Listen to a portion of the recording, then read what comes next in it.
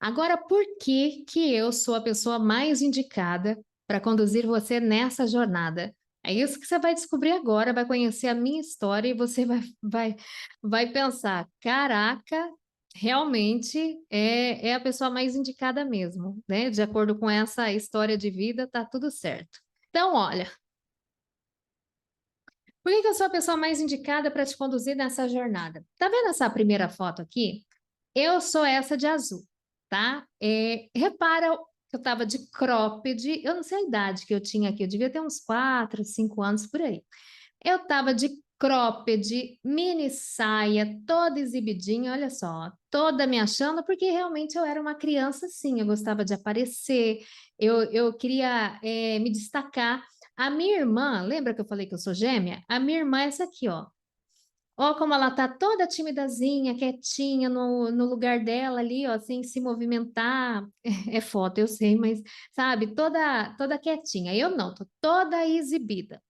Só que no decorrer da infância, eu não sei o que aconteceu, mas mudou alguma coisa, porque eu passei a ficar retraída, tímida, eu passei a não existir do jeito que eu era. Eu comecei a usar uma máscara de filha boazinha. O que é isso?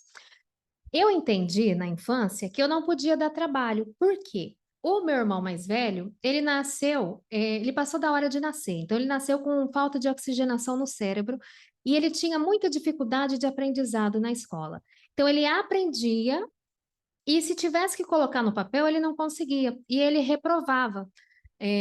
Depois descobriram que isso se chama dislexia, enfim, parece que tem um outro termo, dislelia, e hoje entendem que para escrever ele não é bom, mas para falar, se for uma prova oral, ele vai que é uma maravilha. Tanto que ele é formado em enfermagem, já fez pós-graduação e está super bem. Mas lá na infância dava muito trabalho porque ninguém entendia o que acontecia com ele. Por que que ele ia para a escola todos os dias, fazia a lição lá e depois ele não lembrava, né? Para colocar no papel. Se perguntasse, ele lembrava, mas se tivesse que colocar no papel, não.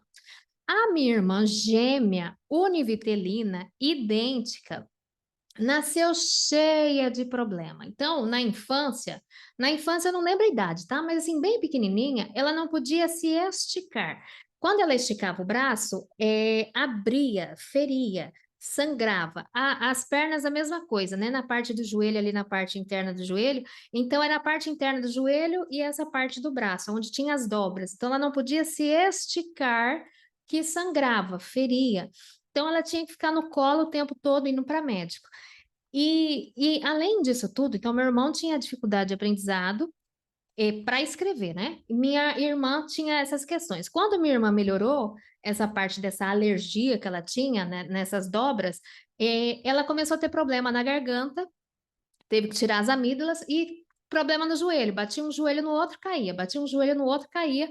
Meu irmão teve problema também no joelho e também tinha problema no queixo. Tinha que usar um aparelho que a gente chamava de quebra-queixo. Ele odiava, parecia um robô na infância, né?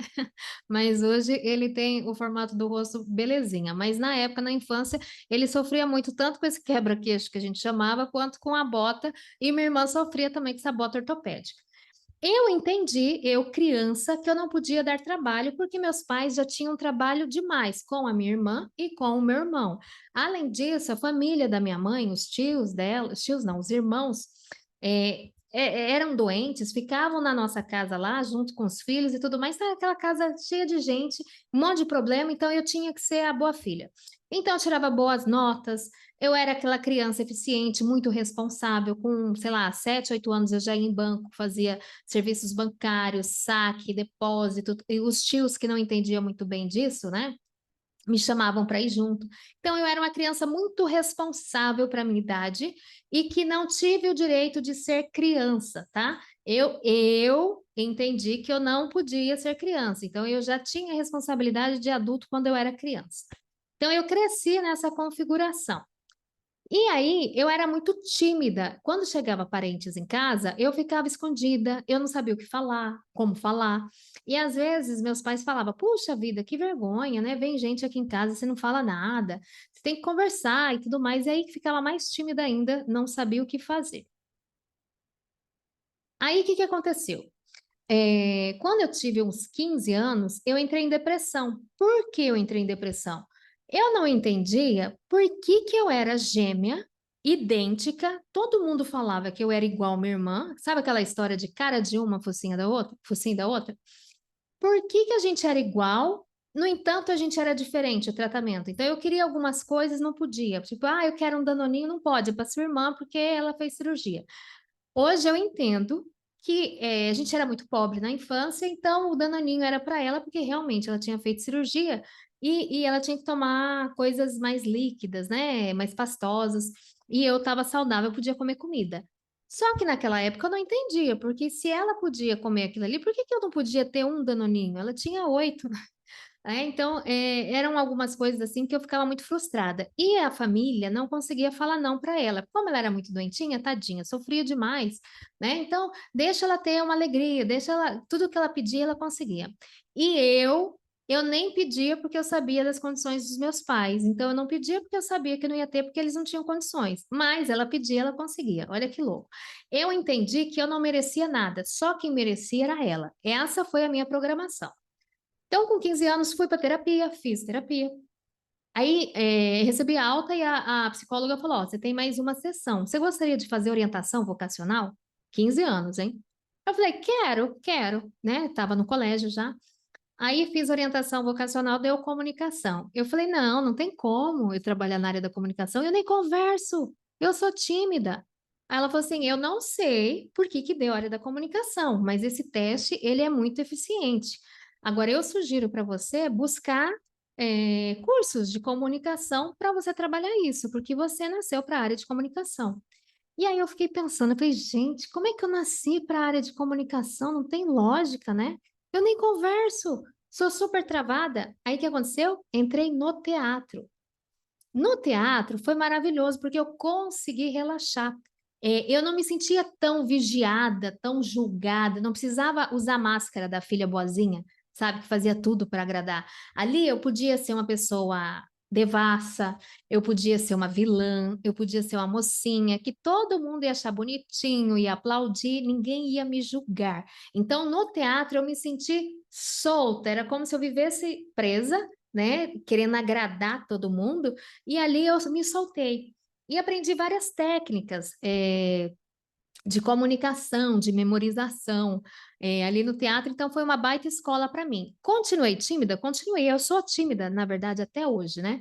Só que hoje eu tenho mais facilidade, eu sou mais extrovertida em determinados momentos, com determinadas pessoas, mas, no geral, quando eu chego num ambiente que eu não conheço, eu fico mais reservada, mais observando o que está acontecendo, do que chegando muito comunicativa, falando com todo mundo. Eu não sou assim. Então, eu passo a ser mais extrovertida quando eu conheço o ambiente. Se eu não conheço, eu sou mais reservada. Tudo bem. Passada essa fase do teatro, estava no ginásio, depois fui morar no interior de São Paulo e tive a oportunidade de fazer faculdade. Onde eu morava, que é Mauá, que é a região do grande ABCDM, né? Santo André, São Caetano, São Bernardo, Mauá e tudo mais. Eu não teria essa possibilidade de estudar porque ninguém à minha volta estudava uma faculdade. Isso é o poder da ambiência. Então, ninguém fazia faculdade e eu nunca sonhei em fazer uma faculdade. Só que quando eu fui para o interior, para General Salgado, nunca tinha ouvido falar o nome dessa cidade, lá não se ouvia outra coisa a não ser faculdade. Quando eu fui para lá, eu já estava no terceiro ano do colegial. Então, todo mundo perguntava: que curso que você vai fazer? O que que você quer fazer? E eu sabia que meus pais não tinham condições de pagar uma faculdade, ainda mais eu e minha irmã, né, com a mesma idade, fazer uma faculdade, imagina. Aí a gente tinha uns professores lá que falaram: ó, existe o FIES, Financiamento Estudantil. Na época não tinha ProUni, não tinha nada disso, né, que facilitou bastante.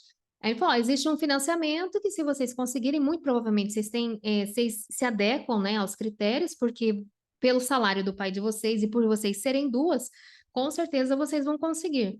E ali a gente começou a analisar o que que a gente queria, porque na época que a gente fazia teatro, era eu e ela, tá? Eu sou essa de azul, ela é essa de verde. Quando a gente fazia o teatro, a gente queria ser atriz da Globo, a gente queria ser protagonista. Então, nossa vocação, até então a gente achava que a gente queria ser atriz. E meus pais entraram em desespero, porque para eles atriz não é profissão, seria hobby, né? E aí a gente foi para esse interior de São Paulo, e lá então a gente falou: tá, a gente quer fazer jornalismo. Só que quando a gente falou que queria fazer jornalismo, a família toda foi contra. Porque jornalismo pra gente, tipo assim, era o que era mais próximo do teatro, né? A área de comunicação. Aí todo mundo falou: você tá louca? É, a cada 10 pessoas que se formam, só duas conseguem emprego. Aí a gente falou: então, tá certo, nós duas. Vocês são muito otimistas, vocês são muito isso, muito aquilo. Então a gente ouviu muito essas coisas. Só que, graças a Deus, nossos pais, eles respeitaram as nossas decisões. Eles foram contra, eles acharam que seria muito melhor a gente fazer administração, direito, esses cursos, não comunicação. Por quê? Porque não tinha ninguém na família, não tinha ninguém que eles conheciam que tinha se dado bem, né? Que tinha se dado bem na área de comunicação. Eles conheciam advogados, médicos, eles conheciam administradores, economistas, enfim, mas não jornalistas, né? Então dá para entender. Mas a família geral, né? Foi contra. Ah, que absurdo, comunicação, não sei o quê. Mas a gente fez.